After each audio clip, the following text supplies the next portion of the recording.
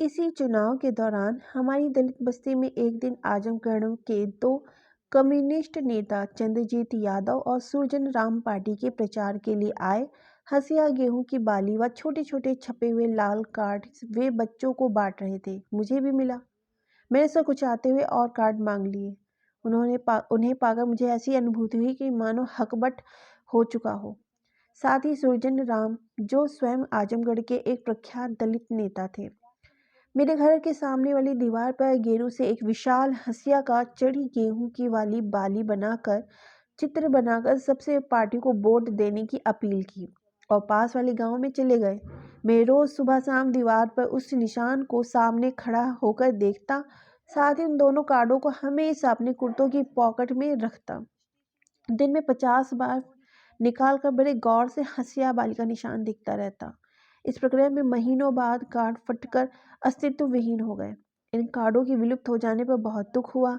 दुख उस समय भी और गहरा हो गया जब सुरजन राम द्वारा दीवार पर गेरू से बनाया हंसिया बाली का निशान भी तेज बारिश के साथ धुल गया।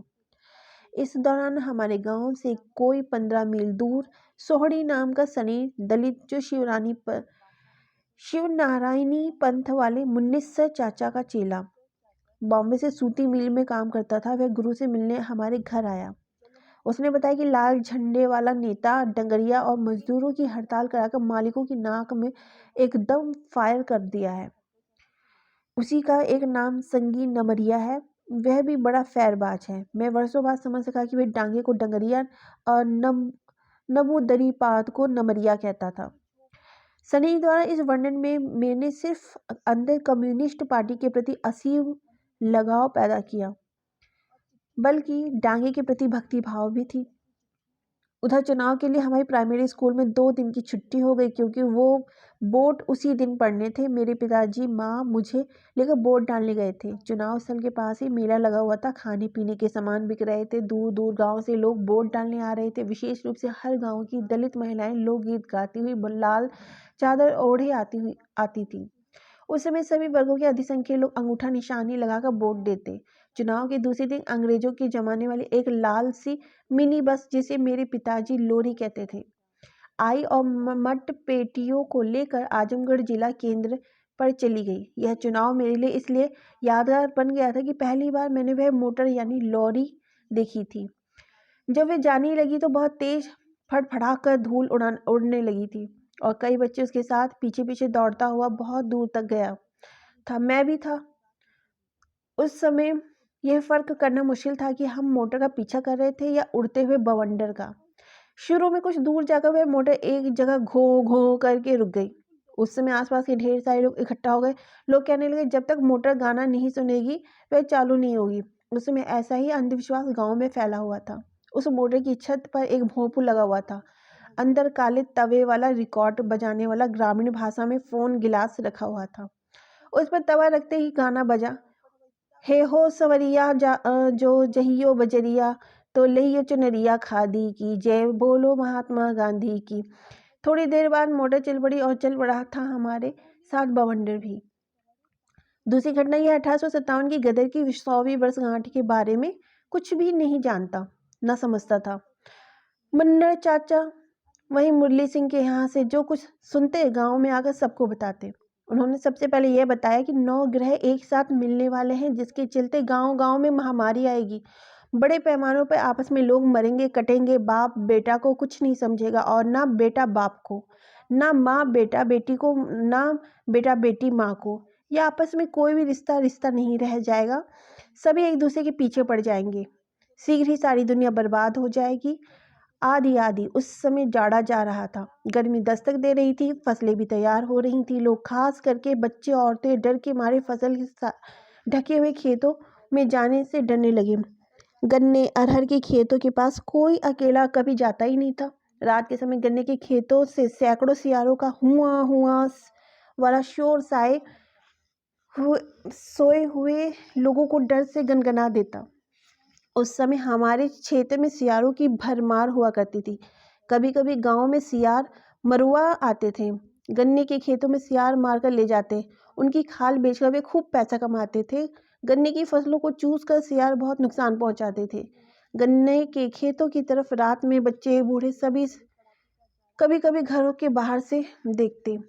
हमें समय समय पर आसमान से अचानक चिराग का जलता सफेद छोटा छोटा यह 1 फीट लंबाई वाला पुंज नीचे गन्ने के खेतों में गिरता दिखाई देता। लोग आंख मूंद लेते और कहते आसमान से भूत इधर उधर दौड़ते हैं। जब अंधेरे में दिखाई नहीं देता तो वे अपना मुंह बारते हैं, ऐसा आग निकलती है और उन्हें दिखाई देने लगता है। ये दृश्य हमें बड़ा ही डरावना लगता। बाद में बड़े होने पर साइंस मास्टरों से पता चला कि उल्का पिंडों की टूटने से होता है, ना कि भूतों से। इस चिराग पुंज को गांव वाले लुक्का शायद उल्का कहते थे। मैं भी जब तक गांव में रहा उसे लुक्का ही कहता रहा। इस बीच बड़ी तेजी से गांव में एक अफवाह उड़ गई कि साधु के वेश में मुड़कटवा बाबा घूम घूम कर बच्चों का सिर काट कर ले जा रहे हैं। धोकर सवा बाबा, लक्कड़ सुघवा बाबा की अफवाह खूब फैली। कहा जाने लगा कि धोकर सवा बाबा बच्चों को पकड़कर अपनी धोकरी यानी कि भिखमंगे जोगियों के कंधे पर लटकने वाला बोरी नुमा गहरा झोला में कस कर बांध देते हैं, जिससे वे मर जाते हैं। और लक्कड़ सुघवा बाबा एक जादुई लकड़ी सुंघा कर बच्चों को बेहोश करके मार डालते हैं। हमारे गांव में अफवाह उड़ी। ये 3 प्रकार के बाबा लोग गांव के चारों तरफ विभिन्न सिवानों और मुर्दैया के जंगल में छिपे रहते हैं। वे बच्चों को ही वहां ले जाकर मारते हैं। मुर्दैया के गाँव में गाँव के मुर्दे जलाए और दफनाए जाते थे। यही गाँव का शमशान था। गांव के आसपास पीपल के पेड़ों पर भूतों ने अपना अड्डा बना लिया है। ये घटनाएं भी 9 ग्रहों के मेल के कारण हो रही है, जिसके कारण एक भारी गदर होने वाला है। इन अफवाहों ने गांव के बच्चों से लेकर बूढ़ों तक की जान सुखा दी। लोग डर के मारे संध्या होते ही घर झोपड़ियों में बंद हो जाते। उस समय दलितों के अधिकतर घरों की लकड़ी के दरवाजे या केवाड़ी नहीं होती थी। केवाड़ियों के नाम पर बांस के फट्टों को कांटी ठोक कर एक पल्ले को केवाड़ी नुमा बना लिया जाता था, जिसे चेंचर कहा जाता था। इन चेचरों को दरवाजे में फिट कर दिया जाता था और उसे बंद करके सिकड़ी की जगह रस्सी से काम लिया जाता। अतः रस्सी से बंधे चेचरों की आड़ में सो रहे दलित रात भर इस चिंता में पड़े रहते कि यदि मुड़कटवा बाबा आ गए तो बड़ी आसानी से चेचरों को तोड़कर लोगों को मार डालेंगे। यहाँ तक कि इन बाबुओं के सिवानों और मुर्दैया में छिपे रहने वाला सवाल है। हमारे गाँव का भूगोल काफ़ी रोचक है।